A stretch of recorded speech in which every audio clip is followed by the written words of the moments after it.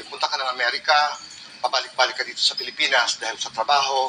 Ang dami mong ginawa at dami mong binago dahil mahal na mahal mo si Che.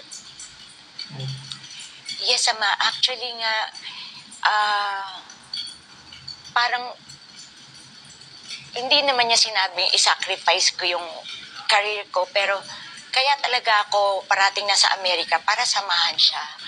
Pero kasi under contract pa rin ako sa GMA, so talagang ginagawa ko na 10 days.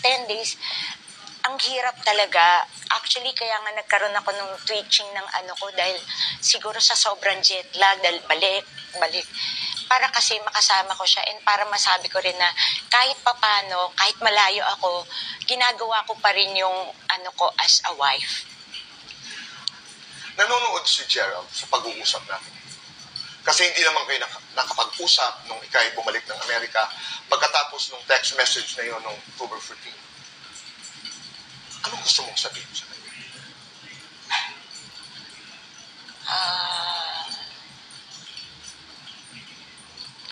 Na I hope yung hindi ko pa naibigay sa'yo na hinahanap mong kaligayahan. Sana makuha mo. And yung hinihiling mong anak, sana magkaroon ka ng healthy child. And I wish you well. Kasi sa 10 taong pinagsamahan natin,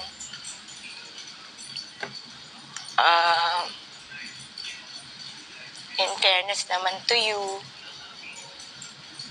naging good husband ka naman. Eh, siguro, ganun talaga buhay. Basta sana maging masaya ka na lang. And I wish you all the happiness na hinahanap. Nakapagpatawad ka na?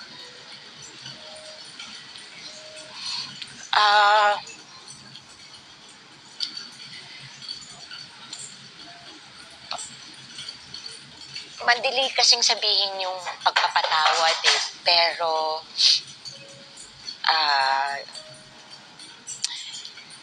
gusto ko kung yung papatawarin ko siya, yung talagang buong-buo sa puso ko. Kasi ngayon, Ama, at this point, ano pa lang kasi ako eh, nasa process pa ako ng, pinaprocess ko pa yung lahat. Yung, bakit, anong nangyari, yung ganun, sa sarili ko lang. Oo. Do you look forward to the time na kahit papano magkaharap kayo? Na magkausap kayo? O hindi na muna? Siguro ngayon hindi na muna, pero in God's time, in God's perfect time. Kasi hindi mo maiintindihan kung hindi mo maririnig ang bersyon ni Gerald. Parang alam ko naman yung version niya, kaya lang hindi galing sa bibig niya. Pero, kilala ko kasi siya eh, so, parang, okay, parang alam ko na yon. And, in passing, na-discuss naman namin to eh. Kaya lang, akala ko, discussion na hindi mangyayari ngayon. Discussion din na makakatulong sana to strengthen the relationship. Yes. Parang kasi ganun. pinagdadaanan yun eh. There are hard conversations. Yes. Pero hindi ko alam na, yun na pala yun. You're right. Yun na pala yun. Ngayong araw na ito, you turn 60. 30 to the 30 power of to the 2. power of 2. Gaano ka kalakas para magsimula mo? Sobrang lakas, Ama, kasi kailangan buuin ko yung sarili ko and then moving forward.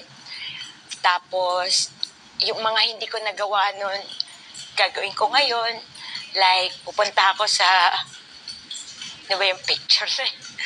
Pupunta ako sa, kunyari, gusto ko pumunta sa Siargao, pupunta ako sa Medjugorje, ganon. And ifulfill ko yung kung ano yung gusto ni Lord para sa akin.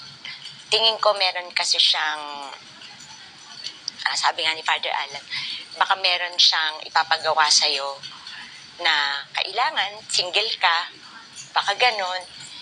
And as long as nandyan si Mama Mary at si Lord sa buhay ko, na constant naman na never in my life na iniwan ako ng Panginoon at ang mahal na ina. Gave ako, Ama.